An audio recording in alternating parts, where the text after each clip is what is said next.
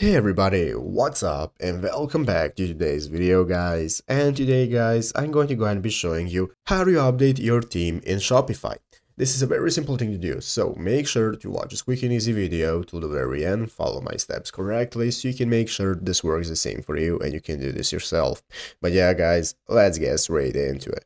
So the first thing you want to do is to go ahead and open up the official Shopify website right here at shopify.com if you've not already. And after opening it up, you'll be greeted by the main page of Shopify where we need to go ahead and log into our account in the upper right corner. So go ahead and log into your account, after which we will now be able to access this main page right here, which is the home page where you can take a look at all the sections we have, such as home, orders, products, and so on. So let's go ahead and take a look at how we can get started with updating the theme of our store. So what we're going to do is open up this online store section right here under sales channels. You want to go ahead and open up online store. After opening up online store, it's automatically going to open up this themes subsection where we can go ahead and take a look at the theme we are using and all the options we have. So guys, this is our main page for our theme. So basically guys, if you want to get started with updating your theme either by customizing it or adding a new one, what you have to do is just go right here. If you want to customize your theme and give it some new options and change some settings, what you can do is click the customize option right here next to your theme. After clicking the customize option, it's going to open up this editor where you can get started with editing your theme, how it looks, how your store is going to look, and so on. So as you can see,